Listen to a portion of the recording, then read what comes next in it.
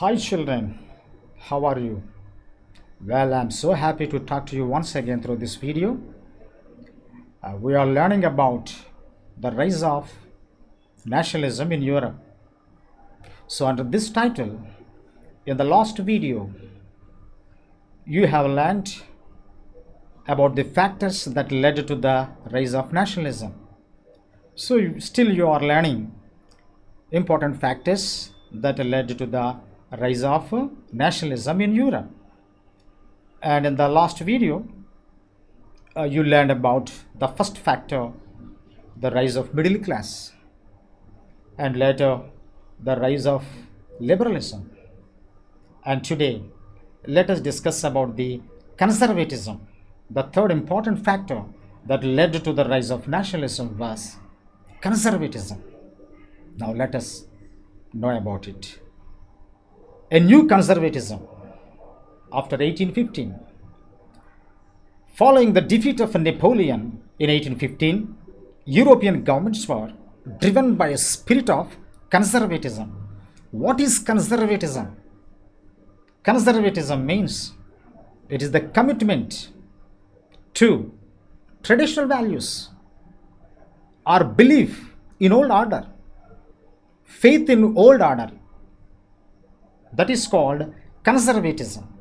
And here, Napoleon was defeated in the Battle of Waterloo in the year 1815.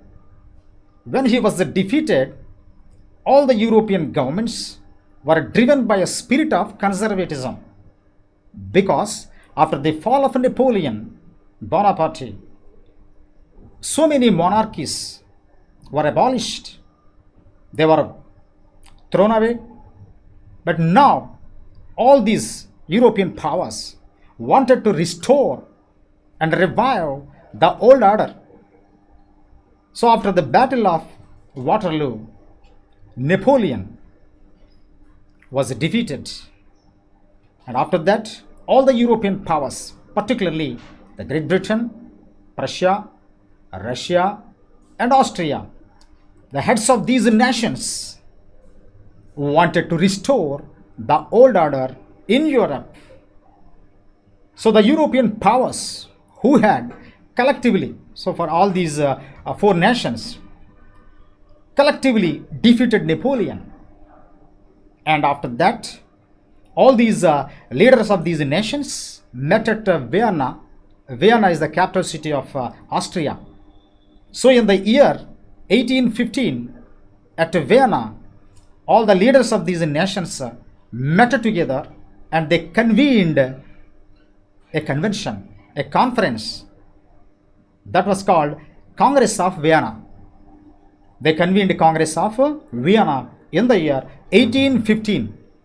And after that, in the Congress of Vienna, a treaty was concluded at Vienna, and that treaty was called as Treaty of Vienna. And a Treaty of Vienna was concluded in the year 1815. So the main intention of the Congress of Vienna was to restore the monarchies, because all the monarchies in Europe were abolished. Particularly, some monarchies were abolished after the French Revolution, and some were overthrown by Napoleon. So whenever all these monarchies were abolished in Europe, and now the European nations wanted to revive and restore all the overthrown monarchies. So the main intention of this Congress of Vienna that was held in the year 1815 at Vienna was to restore the fallen monarchies. So once they had been, yes, overthrown by Napoleon, and now they wanted to create a new conservative order in Europe. So all these European countries now believed in the old order. That means they believed, they had faith in monarchy.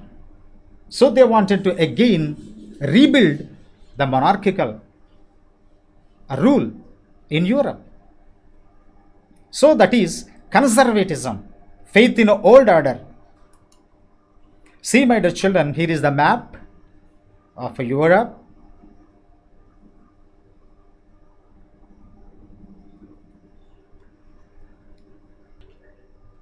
Okay, children, look at this Europe map, so you can have an idea. So these are the nations which were present in Europe during 1815s. Okay, now let us discuss the major points of the Treaty of Vienna.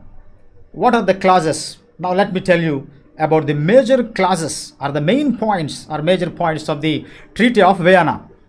Mainly the Bourbon dynasty was restored to power as a result of the Treaty of Vienna, because all the European nations wanted to restore the old order according to their wishes, and now the Bourbon dynasty in France particularly was restored to power, and Louis Philippe the 18th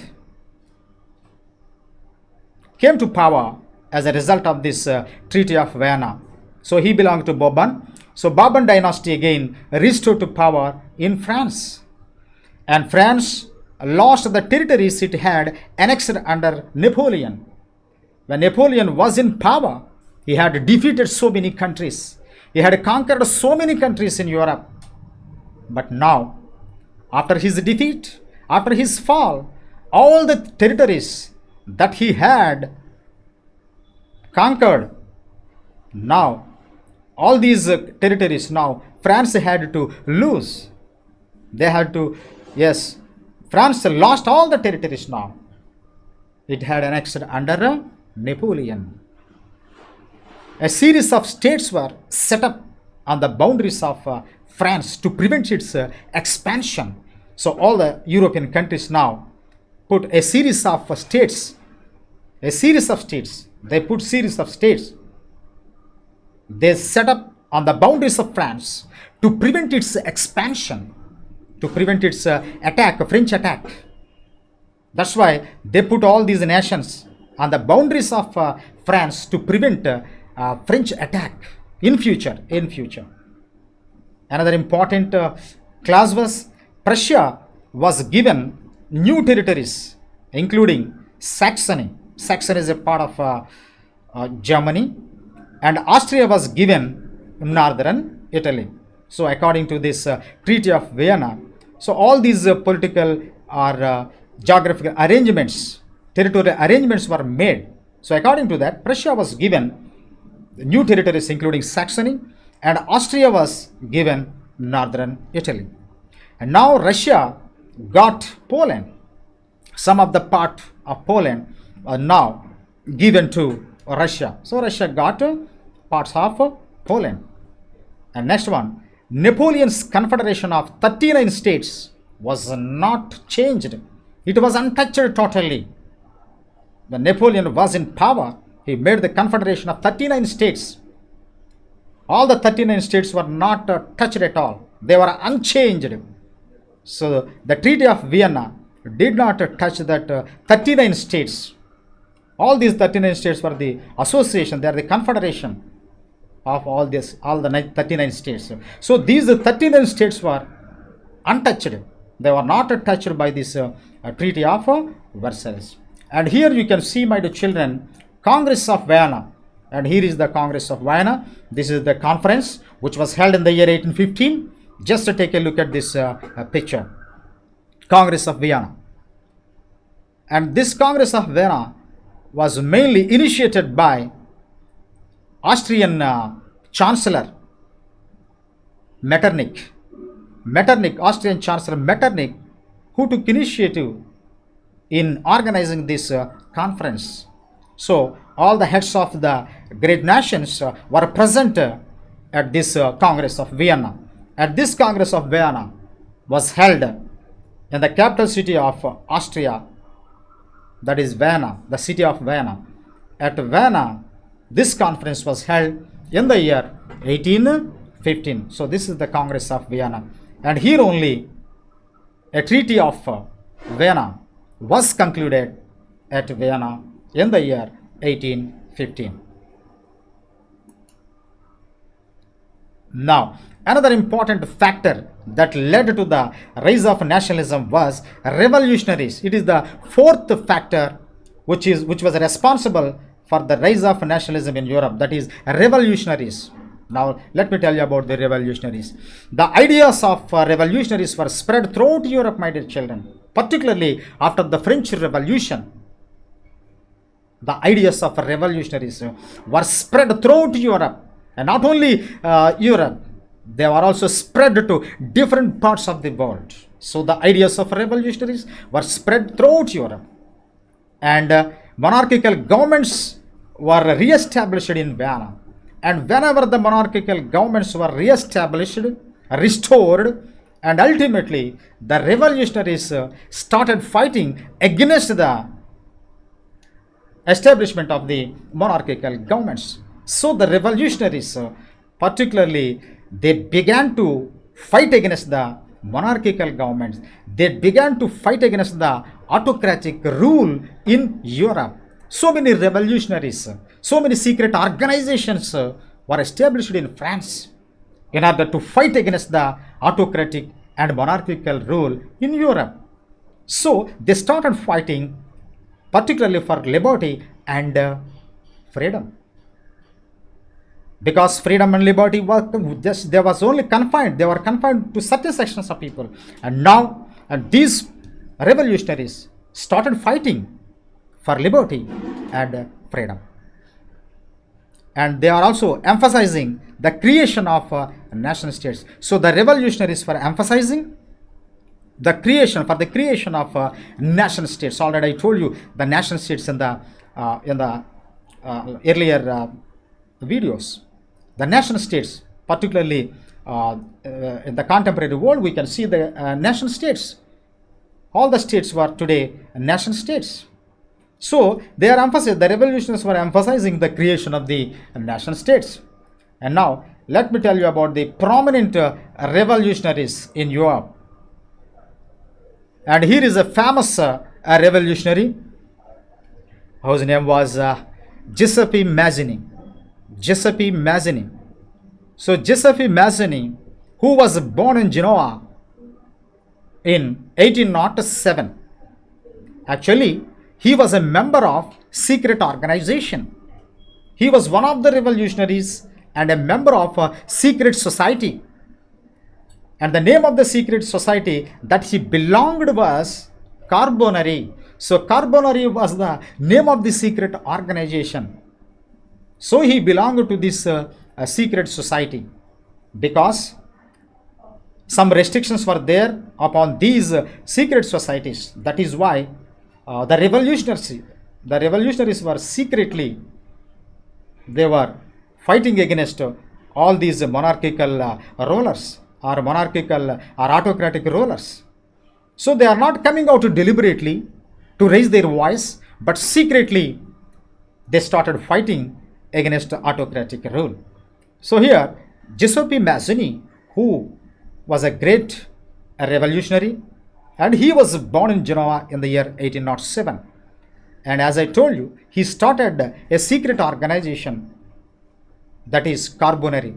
And besides this, he also started a movement that was called Young Italy movement. He started Young Italy movement in Italy. Most of the members in this movement were youngsters. They were youth. So thousands and thousands of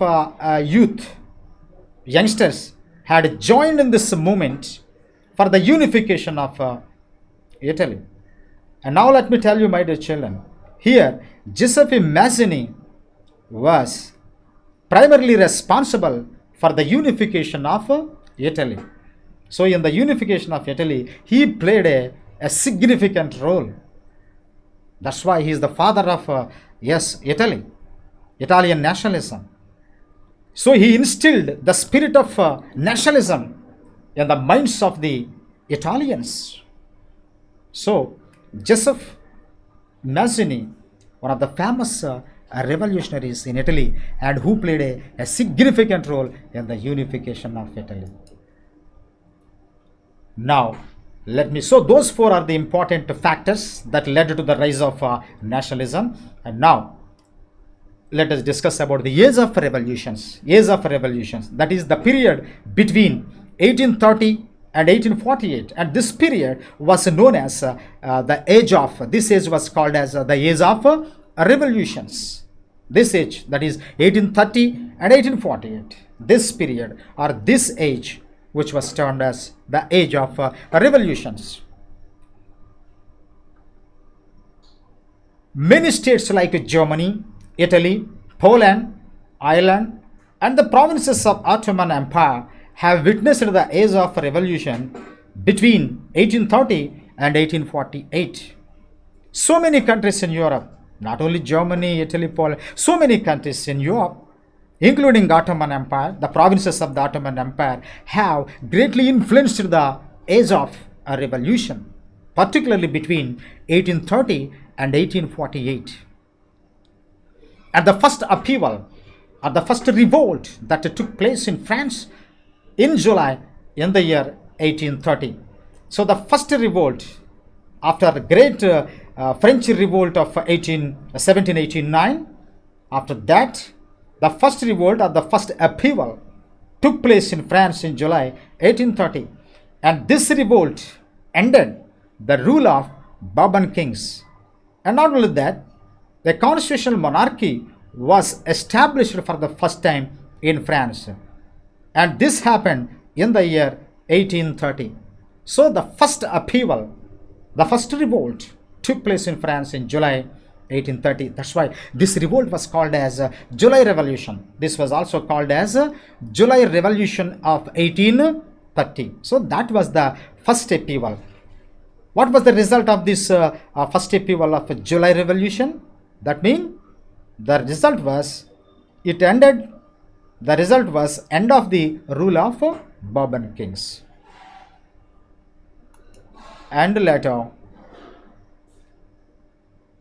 1848 revolt in France. First of all, first upheaval took place in 1830, and now again in 1848 another revolt took place.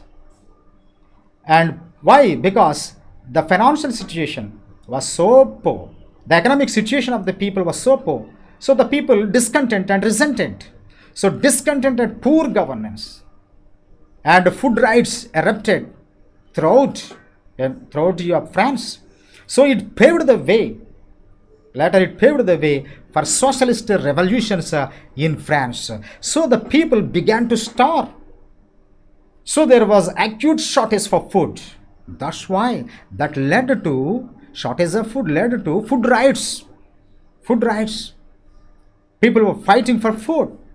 So these food riots erupted, and ultimately this paved the way for the socialist revolutions in France. And later another revolt that took place in Belgium. Belgium was once it was part and parcel of the kingdom of Netherlands. So whenever they came to know about the developments in France, they too fought against their kings for freedom. So Belgium was previously it was part of kingdom of Netherlands, but now they raised their voice against the kingdom of Netherlands, and against the injustice they raised their voice, and as a result they fought against the kingdom of Netherlands, and ultimately Belgium got independence, and Belgium became an independent country. And later another European nation, Greece, which had been a part of the Ottoman Empire since 15th century. It had been an Ottoman Empire. Greece, which had been a part of the Ottoman Empire, means Turkish Empire. Since 15th century, it had been the part of Ottoman Empire.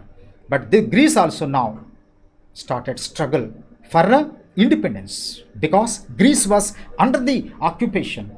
It was under the rule of Ottoman Empire. But now they fought against the Ottoman Empire for freedom. And ultimately, as a result of the Treaty of Constantinople, and that was concluded in the year 1832, and this Treaty of Constantinople recognized Greece as an independent country or nation. So in the year 1832, Greece was given, or Greece became an independent nation as a result of the Treaty of Constantinople. And this Treaty of Constantinople ended in the year 1832. So as a result, Greece now became an independent nation.